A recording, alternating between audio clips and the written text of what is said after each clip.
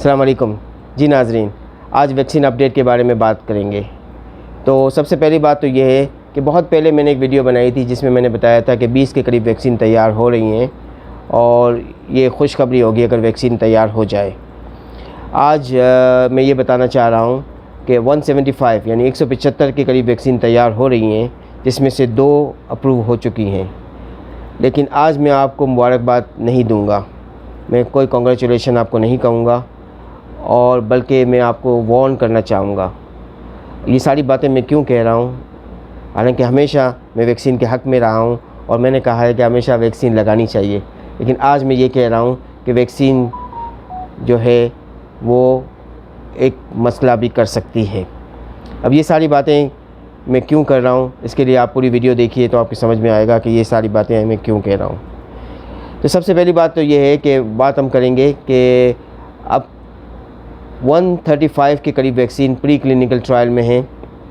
Phase 1 में 19 vaccine हैं, phase 2 में 12 वैक्सीन हैं, फ़ेज़ 3 में 8 वैक्सीन हैं और अप्रूव 2 वैक्सीन्स हैं। तो टोटल ये 176 के करीब वैक्सीन्स हैं। अब सबसे पहली बात ये कि प्री क्लिनिकल ट्रायल क्या है। तो प्री क्लिनिकल ट्रायल का मतलब ये है कि इंसानों पर तजुर्बा करने से पहले एनिमल्स पे तजुर्बा किया जाता है। तो एनिमल्स पे तजुर्बा जब कामयाब होता है तो फिर इंसानों की बारी आती है। तो जो एनिमल पे तजुर्बा किया जाता है उसे हम प्री क्लिनिकल ट्रायल कहते हैं। जब इंसानों पे तजुर्बा किया जाता है तो बहुत कम इंसानों पे तजुर्बा किया जाता है, 100 से कम तादाद होती है, उसे हम कहते हैं फ़ेज़ 1। फिर हम फ़ेज़ 2 में जाते हैं जिसमें 1000 से कम तादाद होती है इंसानों की, जिसमें हम साइड इफ़ेक्ट्स देखते हैं। फिर इसके बाद फ़ेज़ 3 की बारी आती है जिसमें हज़ारों लोगों को इस तजुर्बे में इस्तेमाल किया जाता है। फ़ेज़ 3 के बाद ये वैक्सीन जाती है अप्रूवल के लिए और उस मुल्क की मिनिस्ट्री ऑफ हेल्थ इसको अप्रूवल देती है। इसके बाद ये FDA में जाती है और FDA USA इसको अप्रूवल देती है और इसके बाद ये पूरी दुनिया में लगना शुरू हो जाती है। तो ये तरीक़ाकार है। यहाँ मैं ये बताना चाहूँगा कि 2 वैक्सीन जो अप्रूव हो चुकी हैं उसके बारे में सबसे पहले हम बात करेंगे। पहली वैक्सीन बनाई चाइना में एक कंपनी कैनसेनो बायो ने military academic of medical sciences की साथ मिलकर ये वैक्सीन बनाई। इस वैक्सीन में एडिनोवायरस 5 का म्यूटेशन किया गया और इस वैक्सीन को तैयार किया गया और 25 जून या 26 जून को इसे अप्रूवल दे दिया गया। और अप्रूवल जो उन्होंने दिया तो वो फ़ेज़ 3 ट्रायल से पहले दे दिया। फ़ेज़ 3 ट्रायल उन्होंने नहीं किया और अप्रूवल दे दिया, और अप्रूवल उन्होंने ऐसे दिया कि it's the most needed medicine, और 1 ईयर के लिए अप्रूवल दिया। तो ये वैक्सीन अभी फ़ेज़ 3 ट्रायल में नहीं गई। 9 अगस्त को सऊदी मिनिस्ट्री ऑफ हेल्थ ने कहा कि हम इसको फ़ेज़ 3 ट्रायल के लिए यूज़ करेंगे और इसे मुल्क के कुछ शहरों में इस्तेमाल किया जाएगा 5000 लोगों के लिए, और ये ट्रायल सऊदी अरबिया में होगा। अब ये ट्रायल जो है वो क्या कामयाब होता है या नहीं होता, साइड इफ़ेक्ट्स होते हैं या लाइफ थ्रेटनिंग रिएक्शंस होते हैं, इसके बारे में हम कुछ कह नहीं सकते। दूसरी वैक्सीन के बारे में जो मैं बात करना चाह रहा हूँ वो गैमिलिया रिसर्च इंस्टीट्यूट ऑफ साइंसेस है रशिया में, और ये काफ़ी मशहूर भी हुई और मीडिया में भी आई और लोगों ने मुबारकबाद भी दी।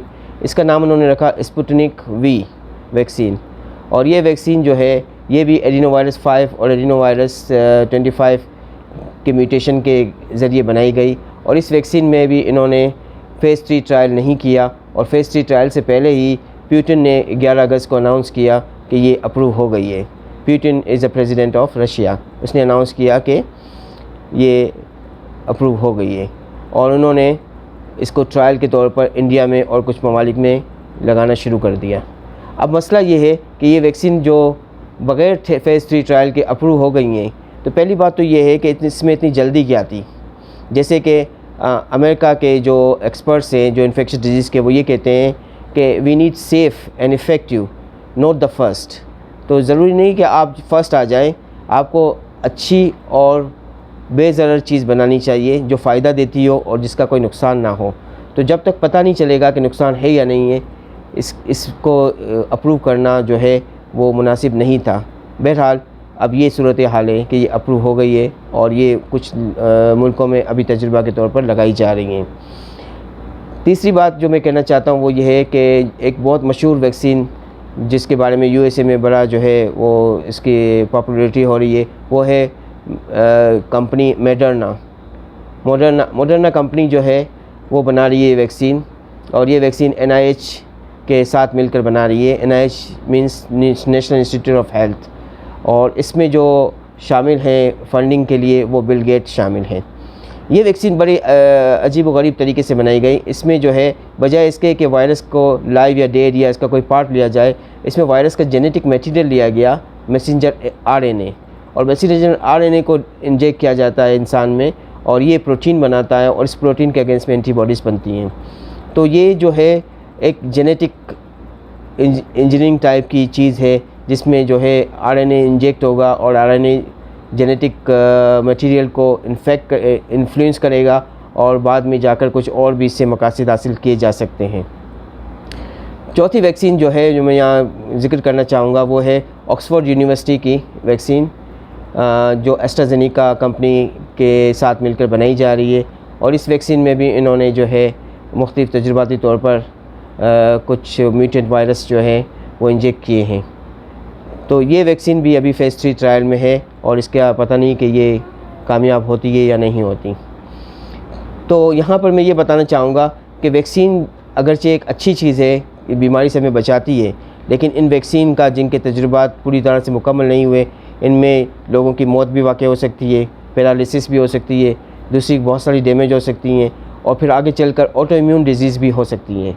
ऑटो इम्यून डिजीज़ का मतलब है कि ऐसी बीमारियां जो हमारा अपना डिफेंस सिस्टम हमारे ख़िलाफ़ बनाता है, जैसे जॉइंट पेन्स का होना, जैसे फेफड़ों के अंदर जो है वो सांस का फाइब्रोसिस होना, जिसमें सांस लेना मुश्किल हो जाता है, या गुर्दों में ख़राबी हो जाना, या फिर हार्ट पे इफ़ेक्ट होना। तो ये जो ऑटो इम्यून एंटीबॉडीज़ होंगी, ये हमारे वेसल्स पे इफ़ेक्ट कर सकती हैं, लंग्स पे इफ़ेक्ट कर सकती हैं, और हमारे किडनी पे इफ़ेक्ट कर सकती हैं, और हमारे जॉइंट्स पे इफ़ेक्ट कर सकती हैं। तो बात ये है कि बग़ैर तजुर्बे के अगर कोई वैक्सीन आती है तो वो मुकम्मल तौर पर सेफ़ नहीं होती। यहाँ मैं बात करना चाहूँगा मॉडर्ना के बारे में मज़ीद। मॉडर्ना वैक्सीन जो है मैसेंजर RNA पर मुश्तमिल है, जैसे आपको पता है, और वो वैक्सीन वो इस तरह से बनाएंगे कि वो जैसे आप सनी प्लास लगाते हैं, इस तरह से वो हाथ पे वो लगा देंगे आप, और इसके बाद जो है वो इसमें इसको हटा दिया तो ये वैक्सीन लग गई। उसमें छोटी छोटी नीडल्स होंगी जिसके ज़रिए ये मैसेंजर RNA इंजेक्ट हो जाएगा, और इसके साथ हाइड्रोजेल होगी और लैक्टोफ्रेज होगी। ये जो केमिकल्स हैं वो ये बताएंगे कि ये इंसान वैक्सीनेटेड है, और इसको स्कैन किया जा सकेगा। और हो सकता है कि वो लेजिस्लेशन में लाकर इसको मैंडेटरी करार दें कि हर शख्स को जो मौजूद है USA में या किसी ऐसी कंट्री में, तो उसके लिए ज़रूरी है कि वो वैक्सीन लगाए। जॉब के लिए, स्कूलिंग के लिए, एयर ट्रैवल के लिए ज़रूरी हो जाए। तो वो उसको डिटेक्ट कैसे करेंगे? वो मेडिकल रिकॉर्ड पर रिलाई नहीं करेंगे, वो स्कैन के ज़रिए स्कैन करेंगे कि आपको वैक्सीन लगी या नहीं लगी। अब ये जब मैसेंजर RNA जिस्म में जाएगा तो ये हमारे RNA और DNA को इफ़ेक्ट कर सकता है, और जिस तरह से एक ये समझें कि एक इन्फॉर्मेशन होती है, तो ये एक इन्फॉर्मेशन होगी जो हमारे DNA को पहुंचेगी, और इस इन्फॉर्मेशन के थ्रू हमारा DNA कुछ प्रोटीन्स बनाएगा, और इसके थ्रू जो है बॉडी के अंदर कुछ इन्फॉर्मेशन दाखिल की जा सकती हैं, और इसके ज़रिए इन्फॉर्मेशन ली भी जा सकती हैं। तो बॉडी के अंदर जो इन्फॉर्मेशंस हैं, जैसे ब्लड काउंट्स क्या है, ब्लड शुगर क्या है, कोलेस्ट्रॉल क्या है, ये इन्फॉर्मेशन ली जा सकती हैं, और ये इन्फॉर्मेशन दी भी जा सकती हैं। लिहाजा इंसान के सोचने का अंदाज़ और इंसान का जो तहज़ीब है वो सारी मुतासिर हो सकती हैं। तो ये एक लगता है कि ये एक बड़ी गेम है जिसकी वजह से इस पर इंसान पे कंट्रोल करने की कोशिश की जा सकती है, और अगरचे ये मुश्किल लगता है, लेकिन हो सकता है कि इसमें कोई ना कोई ऐसा पार्ट हो जिसमें ये सारी चीज़ें की जा रही हों, और ये चीज़ें क्रिएट करने का मकसद ही यही हो कि इंसान को कंट्रोल किया जा सके। इसमें वो इंसान की जो है वो फर्टिलिटी को कंट्रोल कर सकते हैं, इंसान के सोचने की सलाहियत को कंट्रोल कर सकते हैं, और ज़हनी नशोनुमा को कंट्रोल कर सकते हैं। तो अब ये सारी बातें बताने का मकसद ये है कि वैक्सीन जो है वो एक अच्छी चीज़ है, लेकिन जब वैक्सीन शॉट आप लगाने जाते हैं तो पहले सही तरह से रिसर्च कर लें, अपनी रिसर्च खुद करें, और देखें कि आपको ये शॉट लगाना चाहिए या नहीं लगाना चाहिए। अगर आप प्रिकॉशंस करते हैं और ये बीमारी नहीं फैलती, तो हम कह सकते हैं कि बीमारी यहाँ नहीं फैली, हमें वैक्सीन की ज़रूरत नहीं है। लिहाजा मैं फिर कहूँगा कि प्रिकॉशन ज़रूरी हैं, और प्रिकॉशन सबको करनी चाहिए। दूसरी बात यह है कि जब भी आप कोई वैक्सीन शॉट लेने जाएँ तो पहले अपनी रिसर्च ज़रूर करें। बस यही कहना चाह रहा था मैं। बहुत शुक्रिया आप लोगों का। अल्लाह हाफ़िज़।